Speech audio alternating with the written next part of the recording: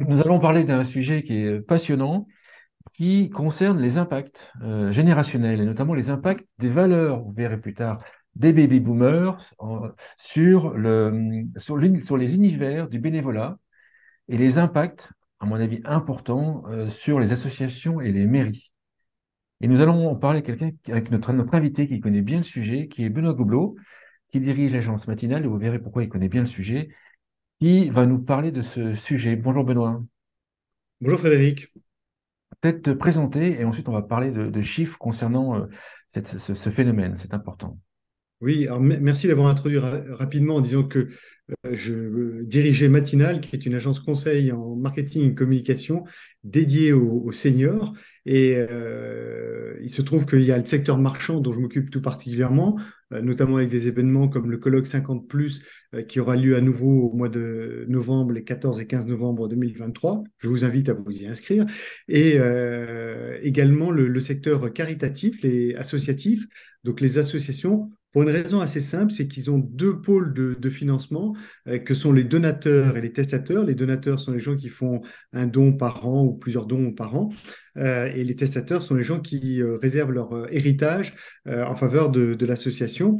Et dans les deux cas de figure, globalement, on dit qu'on devient donateur régulier aux alentours de 65 ans et on devient, lorsqu'on n'a très souvent pas d'enfants, pas de descendance, on peut décider de donner à une association, de léguer à une association, c'est vers 75 ans.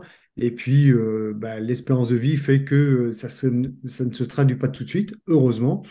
Et donc, voilà, c'est tout de même une population très âgée qui, aujourd'hui, participe financièrement aux actions des associations et puis qui participe également bénévolement à la réalisation d'énormément d'actions sur le terrain. C'est un sujet dont on avait un petit peu parlé, mais en fait il y a une étude qui est récente qui indique des chiffres importants. On a qui vont faire ça, faire un séisme sur les associations et les mairies. Une étude qui a été faite par IFOP et qui a été publiée dans Recherche et Solidarité. Est-ce que tu peux nous présenter quelques chiffres de cette étude? Oui, volontiers. Alors, cette étude, elle porte sur les 15 dernières années, depuis 2010 jusqu'à aujourd'hui, sur l'implication de la population française au sein des associations et en termes de bénévolat, parce que c'est extrêmement important. Tu sais comme moi que, par exemple, on dit toujours que les conseils municipaux de la grande majorité des communes françaises se tient grâce, bien entendu, aux retraités qui participent activement à l'administration des communes.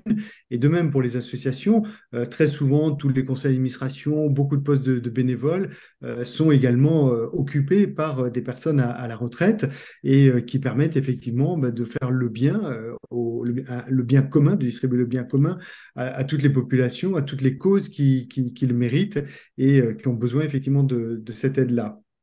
Donc aujourd'hui, on dit que les communes comme les associations n'existeraient pas s'il n'y avait pas les retraités. C'est très souvent repris par un sociologue comme Serge Guérin qui explique bien entendu que ce travail-là n'est pas valorisé dans le PIB français, mais que les retraités contribuent activement et donc financièrement à la société française, à la richesse de la société française. Et donc l'étude montre une baisse importante du nombre de nouveaux seniors qui sont prêts à Tout à fait. Alors, quand on participer. regarde, quand ils étudient les différentes populations d'âge, et alors ce qui est très frappant, hein, et d'ailleurs ils sonnent l'alerte là-dessus, c'est tout simplement que les plus de 65 ans, donc qui constituent la majorité des bénévoles dans l'ensemble des associations, et c'est plus de 65 ans qui représentaient en 2010, qui étaient engagés à peu près à près de 40% d'entre eux au sein des associations, hein, c'est très important. 4 sur 10 étaient bénévoles dans une association locale ou nationale. Ces 4 sur 10, aujourd'hui, ils sont plus, il n'y a que 25%, c'est-à-dire 2,5 sur 10. Donc une chute tout de même colossale, 15% qui a été perdue en 13 ans, et de gens qui ne s'inscrivent plus, finalement, qui ne se retrouvent plus dans ces associations et qui ne participent pas tout simplement au bénévolat. Donc c'est un vrai bouleversement du mode de fonctionnement des associations qui est en train de se produire, hein. Et puis le chiffre s'accélère, enfin a tendance à s'accélérer, parce que 2010, c'est 37% qui participent, qui ont une action bénévolat. En 2019, donc en fait 9 ans après, c'est 31%. Mais entre 2019 et 2023, donc là il y a 4 ans, on passe de 31 à 25%. Alors, ça a été, mais c'est très intéressant parce qu'en réalité, c'est le Covid qui a révélé ça. Et le Covid, ça a été particulièrement grave. On s'en est rendu compte, par exemple, dans la lutte contre la pauvreté, hein, toutes les associations qui livrent des repas aux nécessiteux étaient, bien entendu, très souvent servis par des retraités. Et du jour au lendemain, le Covid est arrivé, le confinement. Et donc, dans ces associations, comme à l'époque, les médias disaient que les premières victimes étaient plutôt les personnes âgées, ben là, de manière incroyable, mais bien entendu, les gens ont voulu rester chez eux, n'ont plus voulu aller apporter le bien au sein de ces associations. Et donc, du jour au lendemain, les associations étaient privées de main-d'œuvre, hein. Alors, il faut le savoir, c'est que dans les grandes villes, ben, tout d'un coup, tous les SDF et autres se sont retrouvés sans aucun moyen de subsistance, hein. Alors ça, on ne le voyait pas parce qu'on était chez soi, mais c'était une vraie réalité. Et donc, tous ces gens qui, du jour au lendemain, ont été contraints de quitter les associations, quand les phases de confinement ont été terminées, ils ne sont pas retournés dans les associations parce que la distance avait été prise, parce qu'il y avait encore une crainte par rapport au Covid. Et ça a marqué surtout que les jeunes retraités s'impliquaient beaucoup moins. C'est-à-dire que auparavant, la disparition était progressive, mais il y avait toujours un peu de jeunes retraités qui venaient. Et puis là, du jour au lendemain, ben, une vague entière est partie à quitter les associations. Et là, tout d'un coup, ils se sont retrouvés avec un afflux très faible de nouveaux arrivants, de nouveaux bénévoles. Et donc, c'est pour ça que ça a terriblement chuté. Et je pense que dans les années qui viennent, le constat va être encore plus terrible, hein, pour les associations. En t'écoutant, on pourrait dire, voilà, le Covid est passé, ça va revenir. Est-ce que c'est la seule raison pour laquelle on voit ce chute? Parce qu'en fait, il y avait donc ça peut expliquer la chute entre 2019 et 2023, mais il y avait déjà une chute Tout à fait. La, auparavant. la chute existait parce qu'elle est liée aux valeurs, tout simplement. Alors effectivement, le Covid a été l'accélérateur, je dirais, de cette chute parce qu'elle a cristallisé pour un certain nombre de personnes, ben, tout simplement le souhait de ne plus s'engager dans les associations pour des raisons sanitaires, mais qui n'étaient pas remplacées par d'autres qui venaient de manière à être bénévoles et à aider les uns les autres. Quand on regarde les valeurs, ce qui est très intéressant, c'est que les générations qui étaient présentes jusqu'à présent, avant le baby-boom, les valeurs étaient très liées à ces notions de groupe, appartenance à un groupe, de la prévalence de l'intérêt général. Donc l'intérêt général, c'est les autres comptent autant que moi, si ce n'est plus que moi, et donc je dois faire le bien autour de moi. Alors on retrouve tout de même, c'est très intéressant, on retrouve finalement, et c'est très marqué dans les associations, deux grands marqueurs de nos sociétés après-guerre, que sont d'un côté le catholicisme et de l'autre côté le communisme. Dans les deux cas de figure, même si l'un est religieux et l'autre est politique, mais ces deux grands mouvements qui clivaient très fortement la France et qui s'opposaient, en réalité, les deux avaient tendance à, bien entendu, porter le bien auprès des plus nécessiteux. Et juste avoir la création du secours catholique, donc le côté catholique, et la réplique par le Parti communiste français du secours populaire français. Donc voilà, on a l'un en face de l'autre, tout simplement, et donc selon sa culture, selon ses valeurs, bon, on allait plutôt chez l'un ou chez l'autre, mais à nouveau, il y a tout de même cette notion d'intérêt général qui était extrêmement important. Et puis, ce qui comptait aussi pour ces générations, c'était aussi la frugalité. C'est-à-dire qu'on n'est pas dans une société de consommation, on est dans une société où finalement on doit se contenter de ce qu'on a. Et finalement, donc, tout le surplus dont on n'a pas vraiment besoin, on peut en faire profiter les autres. Donc, son surplus de temps, son surplus de revenus. Donc, je vais pas chercher à avoir davantage de revenus. Je vais consacrer mon temps disponible plutôt que de gagner de l'argent. Je vais le consacrer, bien entendu, à faire le bien autour de moi. Et puis, il y a cette notion d'appartenance à un groupe. C'est extrêmement important d'appartenir à la communauté de laquelle je me revendique. Et donc, c'est pour ça qu'ils s'engageaient volontiers dans le bénévolat, dans une association où ils allaient retrouver des gens qui leur ressemblaient. Et quand on bascule vers les baby-boomers, la grande nuance, c'est qu'on passe vraiment de cette prévalence de l'intérêt général, cette prévalence du groupe, à l'individu.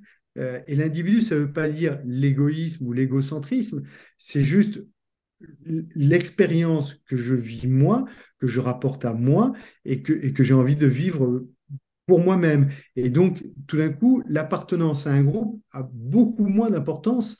Et donc, je ne cherche pas nécessairement à répondre aux mêmes impératifs que la génération de mes parents. Et d'ailleurs, c'est un vrai problème, parce que les associations aujourd'hui qui existent, qui tournent, quand on est un jeune retraité, si on décide d'aller voir une association quelconque pour se proposer comme bénévole, qu'est-ce qu'on voit? Ce sont des retraités plus âgés, bien entendu. Donc, quelque Ouais, part, c'est les parents le que détour. c'est la génération de ses parents. Et c'est la génération de ses parents, même si on aime bien personnellement ses parents, mais il ne faut pas oublier, il y a la rupture, les baby boomers ont rejeté la génération de leurs parents. Donc tout le modèle, et pendant tout le temps, ils sont plutôt tournés vers leurs enfants que vers leurs parents. Et tout d'un coup, on leur dit, bah, allez dans les associations, donc ils vont dans les associations, et qu'est-ce qu'ils voient? La génération de leurs parents. Donc là, ça les fait fuir. Et ils disent, mais je veux pas aller là. En plus, il y a que des vieux. Moi, je suis pas vieux, puisque mais il y a des gens qui sont plus âgés que moi. C'est bien la preuve que je suis pas vieux et j'ai pas du tout envie d'appartenir à ça. Donc là aussi, il y a un vrai problème. C'est-à-dire que en réalité, les associations doivent faire un bouleversement de leur organisation. Il faut qu'ils cèdent la place, qu'ils arrivent à faire rentrer les jeunes, à qui ils cèdent la place, parce que c'est le seul moyen de s'assurer que des jeunes retraités vont s'engager en tant que bénévoles parce qu'ils vont retrouver de la jeunesse au sein des associations. Sinon, rentrer dans une association où il n'y a que des plus âgés qu'eux, eh ben, c'est rédhibitoire et ils préféreront s'en écarter. Là, on parle d'une baisse du pourcentage par génération, enfin, de la nouvelle génération dans le bénévolat. Est-ce qu'il y a aussi le temps passé? Parce qu'en fait, on peut estimer qu'il passe plus ou moins de temps. Et donc, première question. Et puis, est-ce qu'il y a aussi le type de bénévolat? Est-ce que le type de bénévolat change entre les deux générations?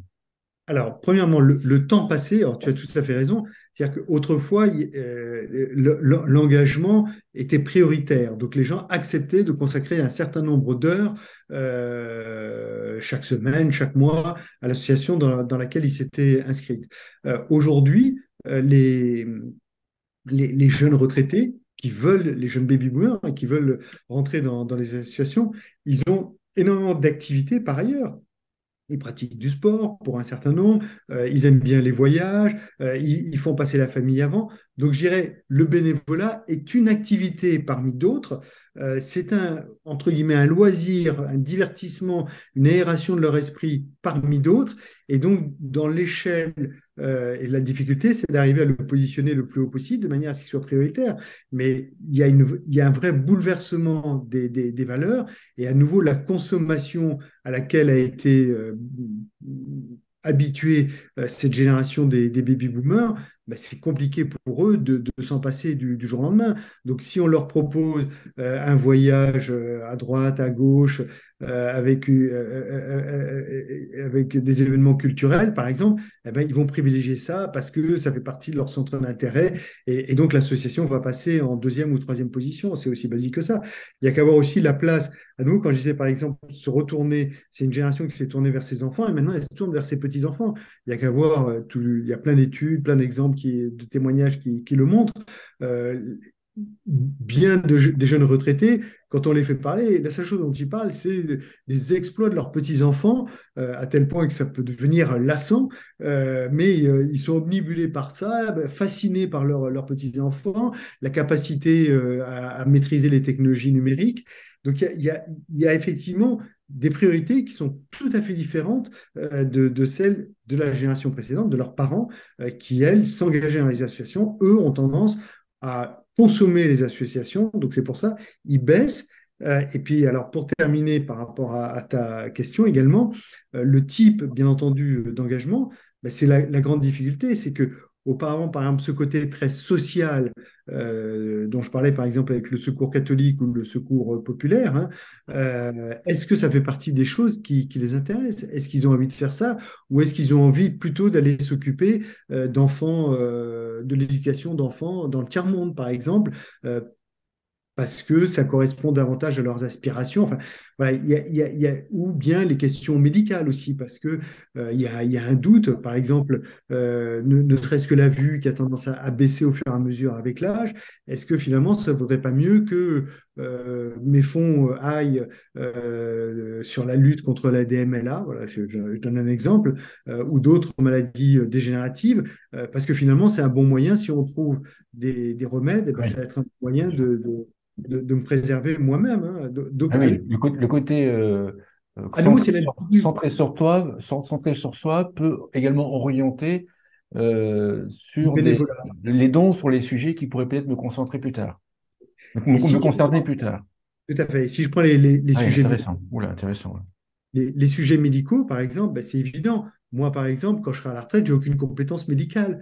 Mais si je suis dans cette logique-là, ben, il est clair que je vais devoir, je vais chercher à soutenir. Alors, ce sera sans doute financièrement plutôt que par le bénévolat, mais finalement, en faisant un chèque ou un virement, entre guillemets, je me prémunis mentalement Ah contre oui. les conséquences de cette maladie. Est-ce qu'il y a un moment, j'imagine qu'une association, par exemple, qui loupe en fait le début de la retraite, en fait. Est-ce qu'il y a un moment au début de la retraite dans lequel il faut absolument, entre guillemets, capter le maximum de bénévoles parce qu'une fois qu'ils ont organisé leur emploi du temps avec leurs enfants, les voyages, ils ont peut-être plus le temps en fait et moins intéressés. Est-ce qu'il y a un moment où on peut les attirer un peu à n'importe quel âge? Alors, en règle générale, la première année de retraite, ils ont tendance à profiter du temps libre, tout simplement, et de tous les pseudo-projets qu'ils avaient. Alors, il y en a beaucoup, on dit il faut préparer sa retraite, il n'y en a pas tant que ça qui la préparent réellement. Ou ceux qui la préparent se rendent compte que quand ils rentrent dans l'association, finalement, ça ne se passe pas comme ils le souhaitent, et donc il y a une nouvelle recherche. Donc, je dirais, en réalité, c'est la première année de prise de retraite, il n'y a pas grand-chose à faire. La deuxième année, c'est là où il commence à se poser des questions. Finalement, j'ai beaucoup de temps libre, je ne sais pas comment l'utiliser pour tout. Et donc, c'est là où effectivement, il faut arriver à rentrer dans leur sélection, dans leur choix d'activité, de manière à en faire partie et à les engager de manière assez forte et régulière pour que le soutien soit fort, actif et fréquent pour le bien-être de l'association. Euh, Question, est-ce que les associations sont, d'après toi, conscientes de l'ampleur de la tâche, de l'ampleur des changements? D'après moi, elles ont une vision très court terme. C'est-à-dire que jusqu'à présent, sur beaucoup de sujets, elles ont tendance à parer au plus pressé et donc à essayer de colmater les trous qui se passent parce que ce que je cite dans le bénévolat se trouve également dans le soutien financier, dans la collecte de fonds, où aujourd'hui, qu'est-ce qu'on constate? C'est globalement une baisse très régulière et assez forte du nombre de donateurs. Donc, il y a de moins en moins de personnes âgées qui donnent aux associations.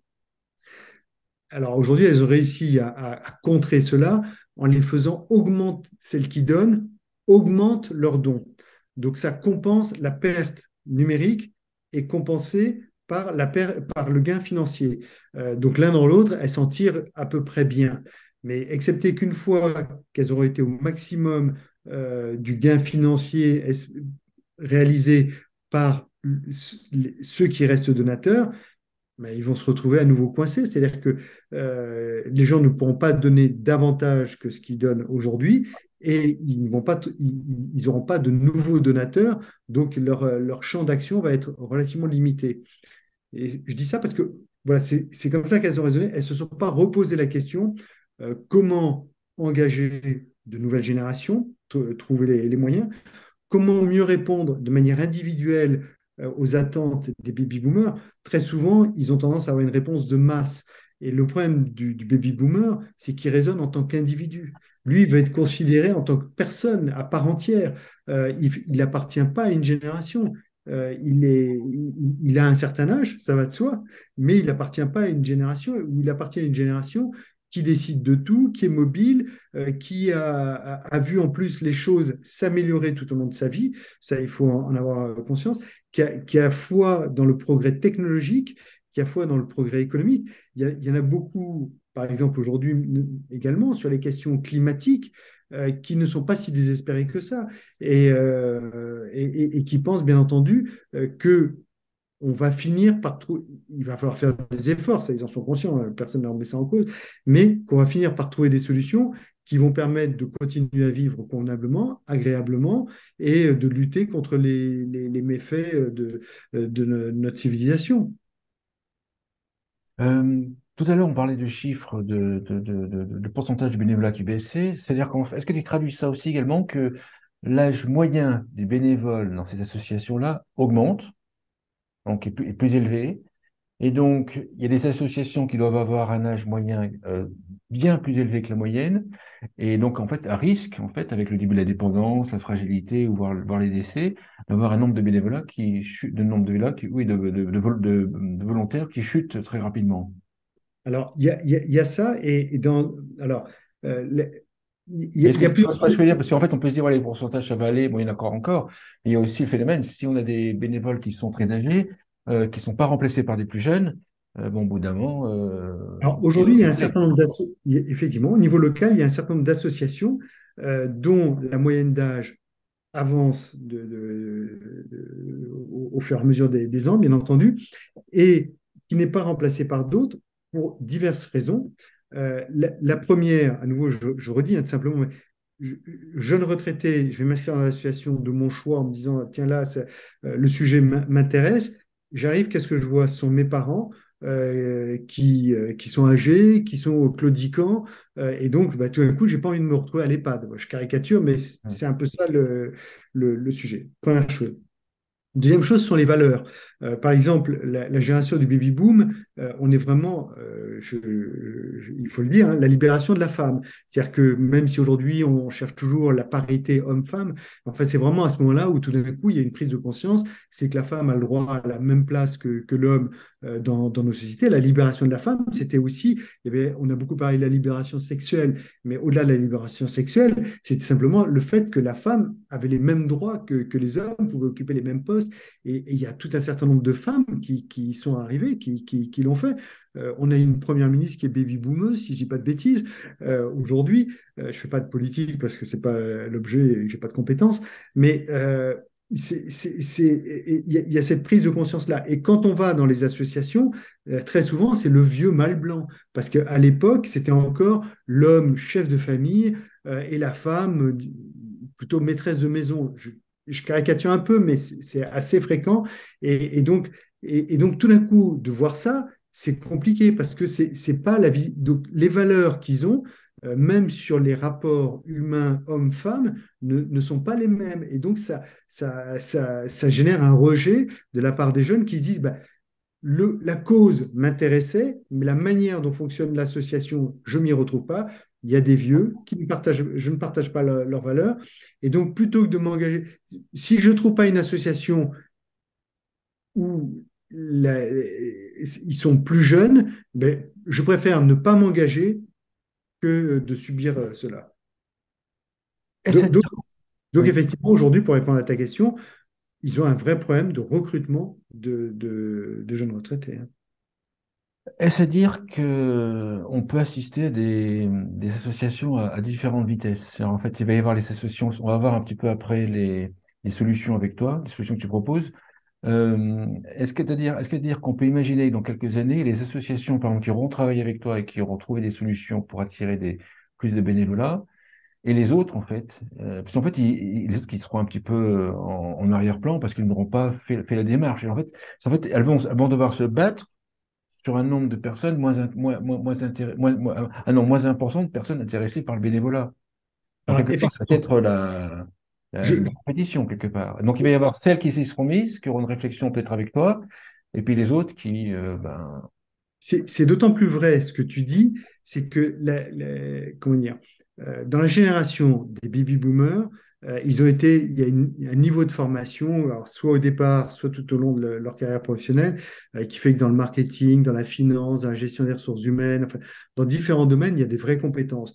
Donc aujourd'hui, quand ils vont au sein des associations pour faire du bénévolat, ils veulent bien entendu apporter aussi leurs compétences, c'est-à-dire que leurs compétences soient valorisées pour le bienfait de l'association, pour le bienfait de la cause.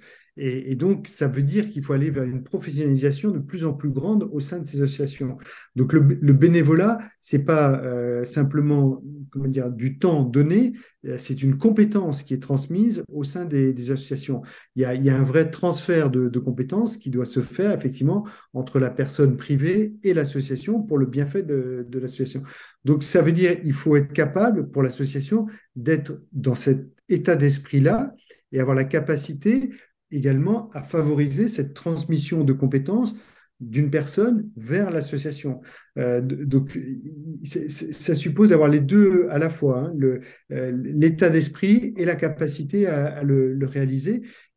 Ça, c'est un vrai challenge pour elle, parce qu'auparavant, c'était on va faire avec notre bon cœur. Mais là, on est sur une génération qui est plus dans le côté efficient Bien sûr, et, et qui va demander, bien entendu, des résultats. Et donc, si on m'utilise mal, je n'y vais pas à nouveau. Donc, c'est pour ça qu'il y a ce besoin de se professionnaliser extrêmement fort pour les associations. oui, si on ne l'a pas dit jusqu'à présent, tu l'as un petit peu décrit, c'est qu'en fait, les motivations de la génération des baby-boom et puis ma génération, notre génération qui va suivre, sont différentes, enfin, pour aller dans le bénévolat, sont différentes des générations qui habituellement étaient déjà dans le bénévolat, les plus âgés. Tout à fait. Ben, j'ai fait, moi, toute ma carrière Donc, ils dans sont la... moins nombreux, moins intéressés par les mêmes types de bénévolat qu'ils peuvent apporter, les mêmes tâches. Et en plus, la motivation pour y aller change également. Donc, en fait, la communication pour les recruter va devoir changer. La communication pour les recruter va devoir changer et les valeurs qui vont être mises en avant vont devoir changer, effectivement.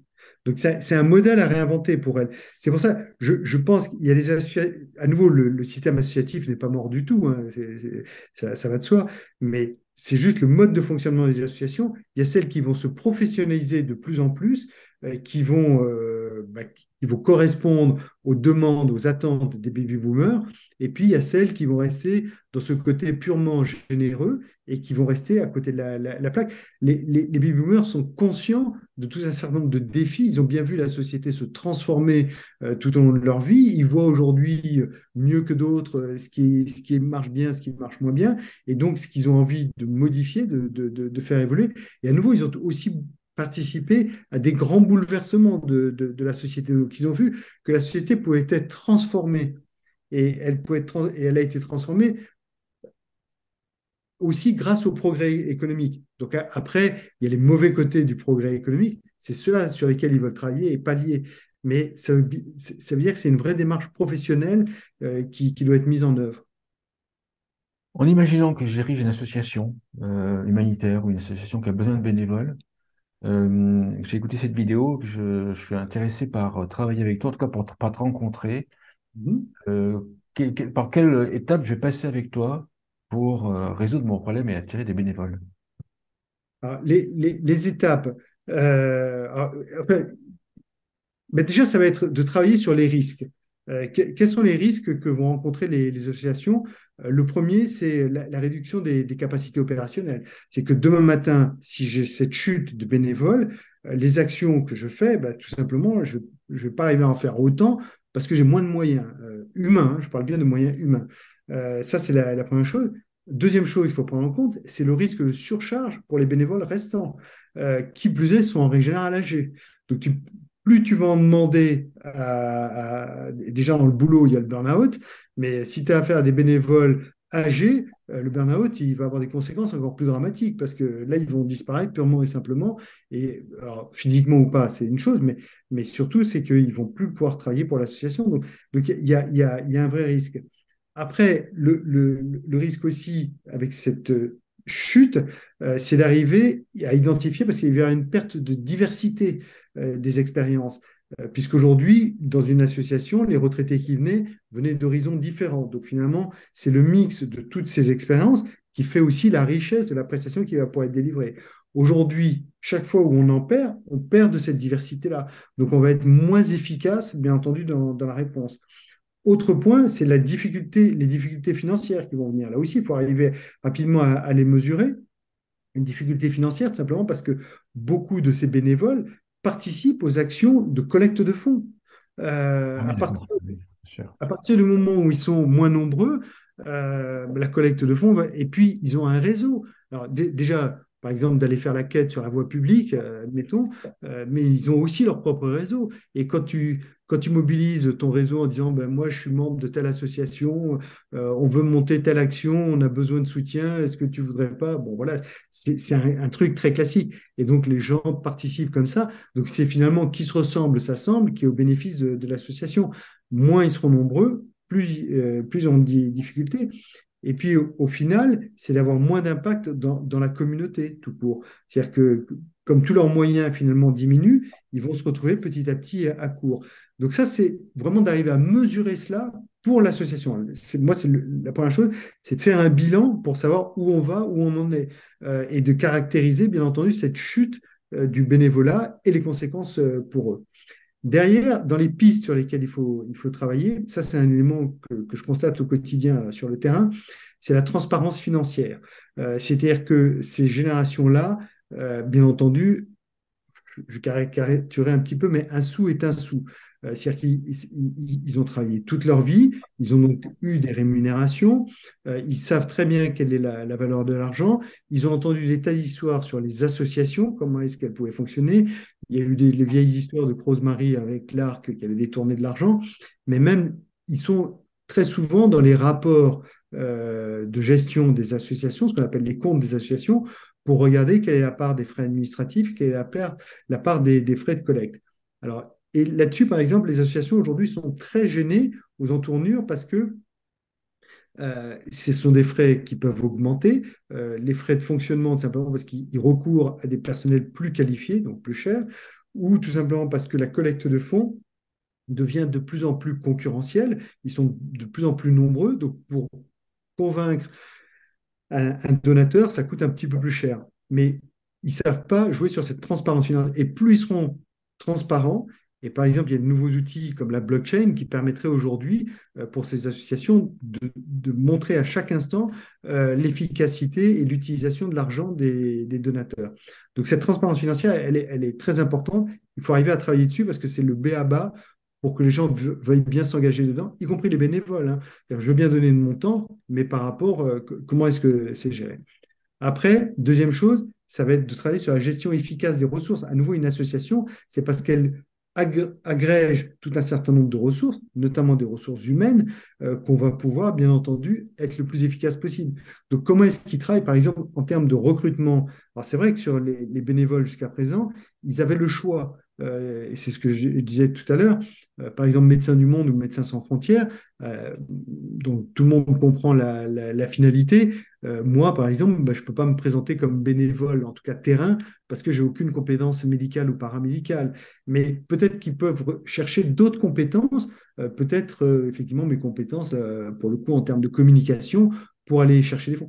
Donc, il faut juste qu'ils arrivent à bien définir de quelles ressources ils ont besoin pour aller les identifier et savoir les chercher auprès des retraités. Après, il faut savoir aussi, il va falloir qu'ils travaillent sur une diversification des stratégies de collecte de fonds. Aujourd'hui, ils sont tous englués, ils ont des modes de collecte de fonds qui fonctionnent. Alors, je te la fais courte, c'est globalement ce qui reste, c'est le mailing papier auprès des plus âgés. Ça, ils savent très bien que quand ils dépensent 1 euro, ça va générer tel montant de revenus. Donc, c'est pour ça qu'ils le font. Mais sur le reste, ils sont tous à la ramasse parce qu'en réalité, ils copient le modèle du mailing papier qu'ils appliquent notamment dans le digital ou dans d'autres secteurs, sans chercher tout simplement à comprendre les fondamentaux de ces nouveaux modes, de ces nouveaux canaux de communication sur lesquels ils doivent travailler de manière très très forte pour répondre, bien entendu, aux attentes de demain. Et les engagements ne sont pas les mêmes. C'est-à-dire que la réponse des gens n'est pas la même sur le digital ou sur le print. Et après, c'est aussi la valorisation de l'engagement bénévole sur lequel ils doivent travailler. Parce qu'après tout, je donne mon temps. Pourquoi est-ce que tout ça n'est pas valorisé? C'est-à-dire, est-ce qu'on doit parler de l'argent collecté pour la recherche sur le cancer, pour des tas de domaines, ou le temps que moi j'ai consacré. C'est le temps de tous ces... Finalement, ce temps, je reviens au tout début de notre conversation, c'est l'économie, ça participe à la richesse du pays. Donc, si tu valorises, là par exemple, il y avait une opération là, d'une association locale, c'est les tulipes contre le cancer. Donc, ils plantent des tulipes, ils les cueillent, ils les vendent. 600 heures de bénévolat. Mais ça vaut combien 600 heures de bénévolat? Comme c'est 600 heures de retraités, ça vaut zéro. Ou bien ça vaut, j'ai n'importe quoi, le prix d'un ouvrier agricole, le prix d'un vendeur en grande surface, et ainsi. Tous ces prix-là, il faut les valoriser et dire, et pourquoi pas d'ailleurs demain faire du lobbying en disant ça pourrait être un plus pour les retraités dans leur déclaration de revenus, de dire ben, moi j'ai contribué à hauteur de 100 heures dans l'année et ça fait 10 000 euros et ça pourrait venir, alors après je ne suis pas un spécialiste de la fiscalité, mais venir en déduction de mes impôts sur le revenu de ma retraite. Ce ne serait pas illogique du tout non plus. Et puis après, dernier point, et ça c'est extrêmement important, je reviens sur ce que j'ai dit tout à l'heure, les baby boomers, c'est des individus, c'est-à-dire qu'ils n'appartiennent pas à un groupe. Et d'ailleurs, plus on avance en âge, plus on est différent. C'est-à-dire que tu disais, toi, moi, on sera bientôt à la retraite, un de ces quatre, mais excepté que toi et moi, on s'entend bien, mais on est très différents. Bien sûr. Et on a des personnalités très différentes. Et elles sont plus différentes que quand on avait 20 ans. Quand on avait 20 ans, à la rigueur, on aurait fait les 400 coups ensemble comme si de rien n'était. Et aujourd'hui, on est forcément très différents par notre parcours de vie. Et donc, et ça, c'est quelque chose qui est extrêmement important pour ces générations qui s'estiment à nouveau en tant qu'individus. Donc, il faut retravailler sur la notion de l'individu et plus sur la notion de l'intérêt général. Donc, comment est-ce que je valorise cet individu plutôt que je valorise l'intérêt général? Tu as travaillé, enfin, tu as créé plusieurs campagnes de collecte de dons pour des associations. Est-ce que Oui. tu peux en parler, donner des exemples, pour qui, etc. Alors, tout à fait. Par exemple, j'ai lancé en France la collecte de fonds grâce à la télévision, qui s'appelle, alors c'est une technique anglo-saxonne qui s'appelle Direct Response TV. Donc, tu utilises la télévision comme moyen de communication et de réponse directe pour les associations. Donc, je l'ai fait pour tout un certain nombre d'associations comme Partage, Solidarité internationale, Action contre la faim. L'idée, c'est tout simplement de saisir les gens dans leur canapé en train de regarder la télévision, de les émouvoir, de les faire réagir et de se dire, je ne peux pas continuer comme ça, il faut que je donne, moi également, à l'association. Et donc ça permet, parce que le gros avantage, c'est que c'est les gens qui ne demandaient rien. Quand on arrive à les motiver suffisamment fort et qu'ils se disent, il faut que je donne, bah, c'est une démarche très volontaire. Hein. Ce n'est pas la même chose que de les attraper dans la rue en leur disant à votre bon cœur, monsieur, dame, où là, effectivement, les gens ne savent pas comment s'en sortir. Là, c'est la personne, elle est toute seule. Hein. Elle est libre de dire oui ou de dire non. Mais quand elle dit oui, c'est extrêmement fort. Oui, et puis c'est elle qui fait la démarche d'aller vers l'association une fois une fois avoir écouté ou Après avoir pris connaissance de la mission de la... Ce qui est très important, c'est d'arriver à bien valoriser la mission de l'association. Et de la même manière, depuis très longtemps, je participe à accompagner des associations sur la collecte de testaments en leur faveur. Voilà, il faut savoir que, à nouveau, je reviens, ce sont des personnes seules en général, pas de descendants qui peuvent effectivement transmettre leur patrimoine en faveur des associations.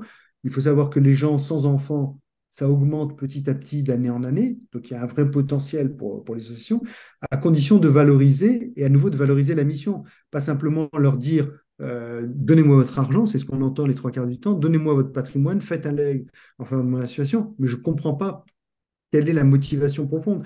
Donc, il faut travailler sur ces motivations profondes et il va falloir d'autant plus y travailler à nouveau que la génération du baby boom, c'est l'individu. Donc, il va falloir que ça parle à l'individu et pas au groupe, pas par rapport à vous devez faire du bien. Non, je ne dois pas faire du bien, c'est qu'est-ce qui me motive, qu'est-ce qui... Donc voilà, on a vraiment ces forces-là et également en termes de digital où on a développé des campagnes qui sortent tout simplement de l'ordinaire, de collecte de dons très classique. On arrive à intéresser les gens par le sujet et la résultante, c'est le don. Plutôt que d'aller les solliciter directement sur du don, sans à nouveau les faire rentrer dans la mission de l'association. Une conclusion ou un point que tu voulais rajouter à l'émission? Ce bouleversement, cette chute du bénévolat pour les associations, c'est une opportunité fantastique de se remettre en cause dans un monde qui bouge. Et donc, il y a une véritable opportunité pour les associations, pour ceux qui veulent innover, ceux qui sont capables de leur apporter de bonnes solutions pour se réinventer et repartir de l'avant. Merci Benoît. Je rappelle que Benoît Goublot, tu diriges l'agence matinale. Pour ceux qui sont intéressés par contacter Benoît, vous allez trouver le mail à la fin de cette vidéo pour pouvoir contacter, puis prendre un rendez-vous, puis échanger avec lui. Merci Benoît. Merci beaucoup pour l'émission. Merci beaucoup Frédéric et merci de m'avoir consacré ce temps.